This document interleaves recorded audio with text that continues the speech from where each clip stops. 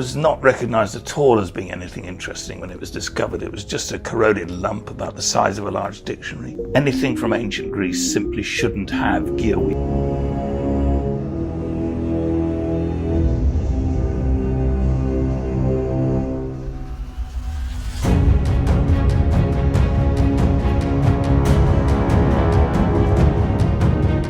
50 metres underwater, just off the Greek island of Antikythera, lie the remains of a merchant vessel that sank 2,000 years ago. The Antikythera wreck has been famous for 124 years because of a single object pulled from its cargo. Everyone assumed the rest of the wreck had been picked clean. In May 2024, a diving team returned in atmospheric suits and recovered something the team refuses to categorize. Their official statement calls it an object requiring further analysis to determine function and significance. Those are the exact words they used in 1902 when they found the world's first computer. The object they will not name.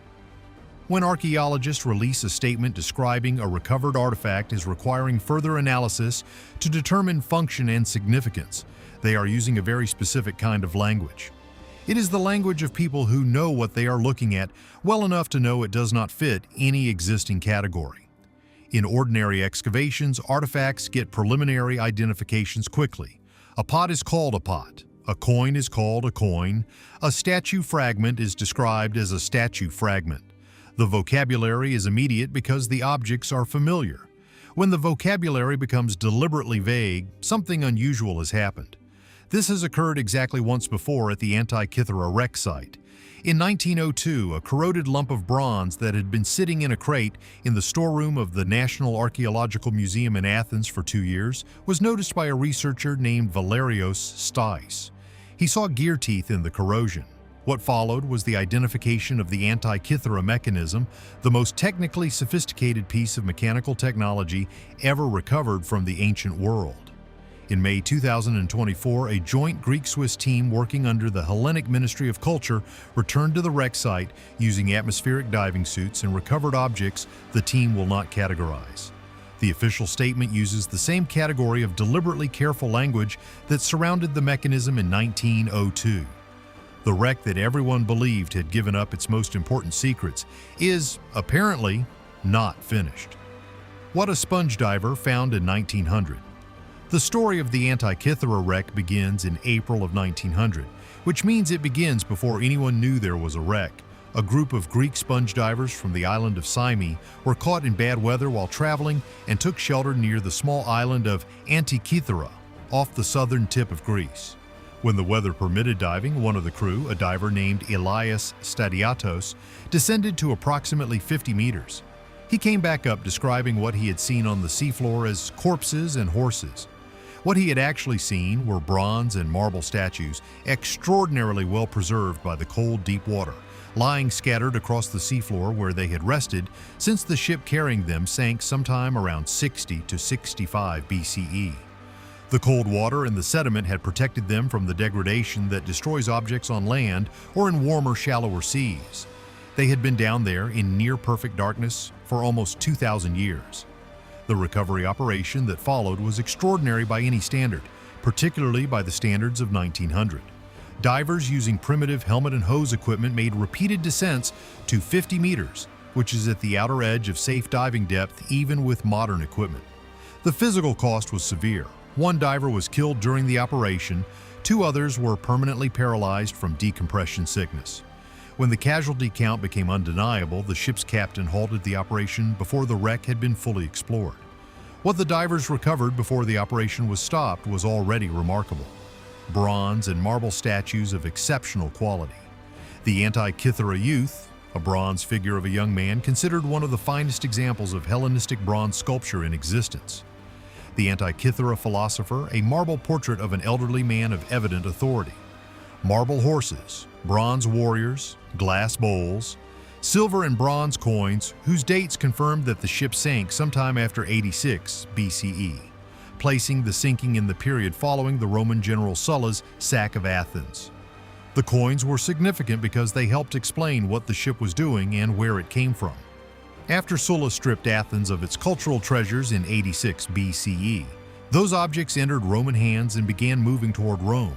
The Antikythera ship was almost certainly carrying plunder from that sack, a floating treasury of Hellenistic art already centuries old at the time of sinking, moving from the eastern Mediterranean toward wealthy Roman collectors. And then in 1902, 2 years after the recovery operation ended, someone noticed gear teeth in a lump of corroded bronze that had been sitting unexamined in a museum crate. The machine that should not exist. Valerio Stais was working in a storage room at the National Archaeological Museum in Athens when he noticed something strange in a broken lump from the Antikythera shipwreck.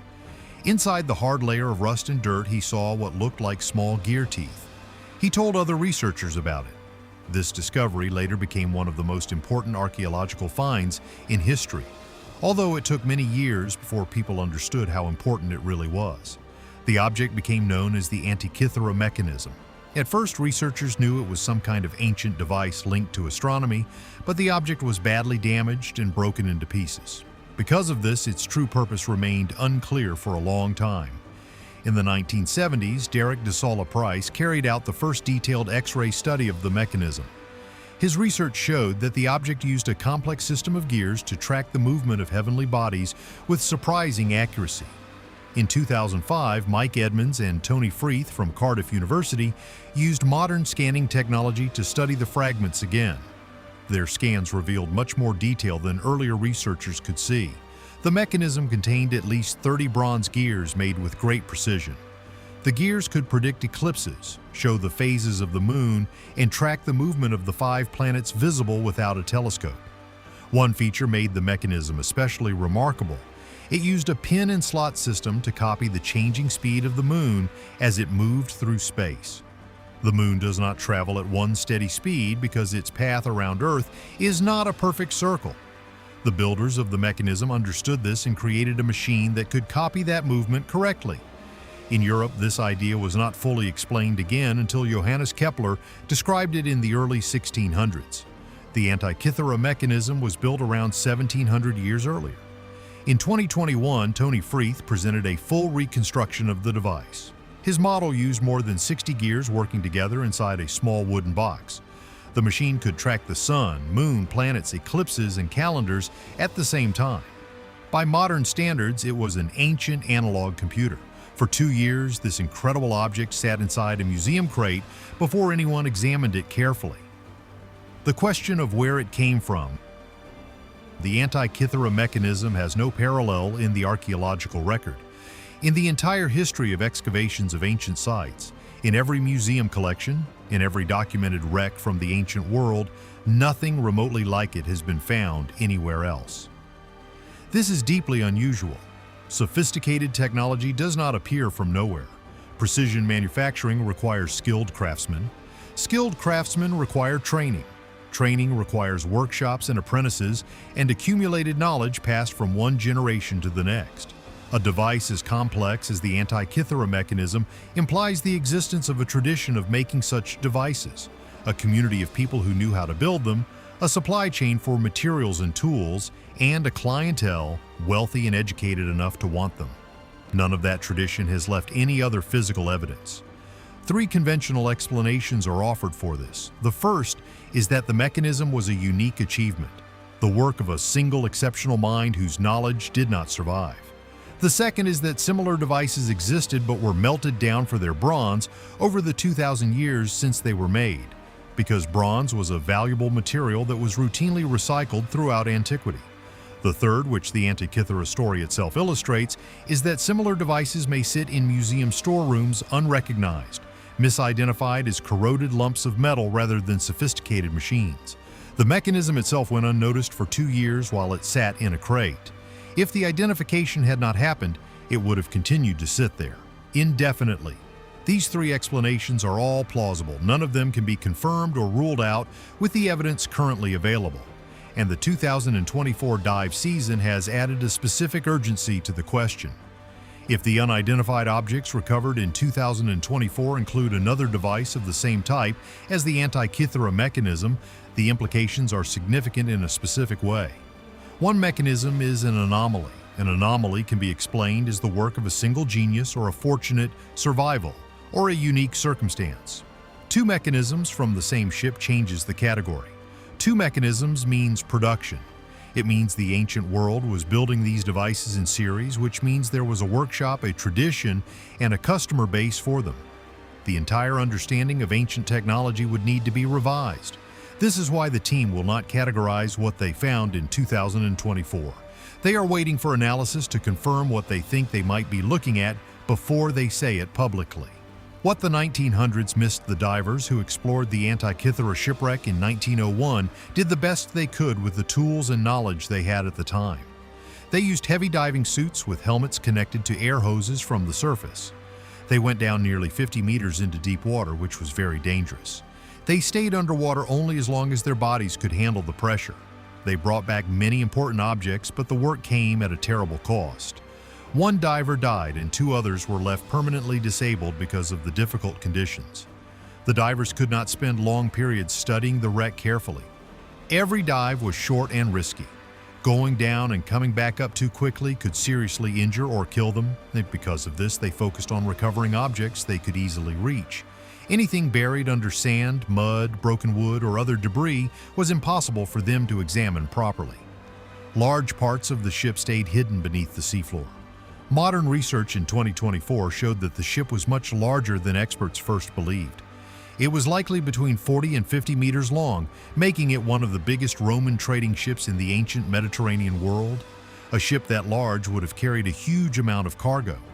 Most of the objects recovered in 1901 came from the upper parts of the wreck. The main storage area, or hold, was never fully explored. Recent excavations also discovered a second debris field. Scientists now believe the ship broke apart as it sank, spreading cargo across a much wider area than the first divers knew about. This second area remained hidden until modern technology helped researchers find it. Much of it still has not been explored. Thick groups of bronze pieces found in both areas suggest that many important objects are still buried underwater. A major change came in 2014 with the use of the exosuit, designed by Phil Neuton and used by Brendan Foley's team. The exosuit works like a small submarine worn by a diver. It protects the diver from water pressure, allowing hours of work on the seafloor. In 2022, researchers used this technology to recover a life-sized marble head of Hercules from an unexplored part of the wreck. The discovery proved the wreck still contains valuable treasures and information that earlier divers could not safely reach with the limited equipment available then there. The people on the ship. Among the material recovered in 2022 were human bones. Teeth and bone fragments from at least one individual found in the sediment of the same seafloor that Elias Stadiatos had described in 1900 as covered in corpses and horses. These bones are currently undergoing DNA analysis in Athens. The work is ongoing and results have not been released. What the analysis is seeking is specific: the ancestry of the individual or individuals, their geographic origin, their sex, and any other biological information the preserved DNA can support. This matters because the ship's passengers are largely unknown. The cargo tells researchers something about where the ship came from and what it was carrying. The coins and the style of the art establish a time period and a general origin. But who was on the ship? Who was guarding or accompanying this cargo of extraordinary value, whether there was a wealthy patron traveling with? The collection or military personnel protecting it, whether there were administrators or specialists whose role was to catalog and manage the objects, is not known from any historical record. The DNA from the bones may produce answers that no ancient text can provide. Geographic ancestry markers in ancient DNA are increasingly informative, and the specific mixture of genetic ancestry in a person from the ancient Mediterranean can indicate which region they came from with a precision that would have been impossible even 20 years ago. The bones in the 2024 unidentified objects came from the same ship, the same debris fields, the same sinking event. They are part of the same story, and the parts of that story that remain untold are larger than the parts that have been told. The pattern of this wreck. One of the most striking features of the Antikythera site across its full history from 1900 to 2024 is the consistency with which each phase of investigation has found something the previous phase missed. The initial recovery in 1900 and 1901 found the obvious things: statues lying on the seafloor where the ship broke apart, objects visible and reachable within the constraints of the equipment and the time available. The divers took what they could and stopped when the human cost became too high. The mechanism was not obvious. It sat in a crate for 2 years before anyone examined it closely enough to recognize what it was. When modern excavation returned to the site beginning in 2012, the equipment was dramatically better. The understanding of the site was dramatically better, and things were found that all previous investigation had missed. The second debris field, the marble head of Hercules, the human bones, the bronze fragments suggesting more statues or objects of comparable quality remain under the sediment. In 2024, something was recovered that the team will not categorize. The pattern is consistent. Each time the site is approached with better equipment and more careful methods, it produces something that was not expected and cannot be easily explained within the existing framework. The wreck is not a depleted site being slowly emptied of its remaining crumbs. It is a site that keeps revealing new layers as the capacity to examine it properly improves. The second debris field has barely been touched. Sections of the hold have never been opened. Bronze concentrations in certain areas are dense enough that they have been flagged specifically for future dive seasons. The team returns each year and each season covers only a fraction of the remaining sediment. What analysis may reveal? The unidentified objects from the 2024 season are currently under analysis in sealed laboratories in Athens and Geneva. The results will be published on academic timelines, which means months to years rather than weeks. The team is being careful, which is appropriate when the potential implications are significant. The confirmed findings from the 2024 season already extend the established understanding of the wreck. The ship is confirmed larger than previously thought. The second debris field is confirmed and continues to yield material. New bronze fragments have been recovered, possibly belonging to statues or devices that have not yet been identified. The DNA work on the human remains is ongoing. If the unidentified objects include a second mechanism of the type of the Antikythera mechanism, the publication of that finding will be one of the most significant announcements in the history of archaeology. It will not simply add another artifact to the catalog, it will fundamentally change the understanding of what the ancient world was capable of building, and it will raise immediate questions about what else from that tradition has been lost, melted down, or is sitting unidentified in a museum storage room somewhere. If the unidentified objects are something else entirely, something that does not fit any known category from the ancient world, the implications are different but no less significant. A ship that was carrying the most valuable art of the Hellenistic world, including the most sophisticated mechanical device ever built in antiquity, was a ship whose owners had access to the best of everything their civilization could produce. What would be found in the hold of such a ship in a section no diver has ever reached is an open question that the wreck has been building toward for 124 years. A wreck that everyone believed had been largely emptied has continued to produce extraordinary finds in every modern excavation season. The 2024 team recovered something they will not categorize using language that was last used at this site when the world's first computer was identified in a museum crate. The analysis is ongoing. The second debris field is barely touched. The hold has never been fully opened. If this is worth following, subscribe and stay with us for what comes next.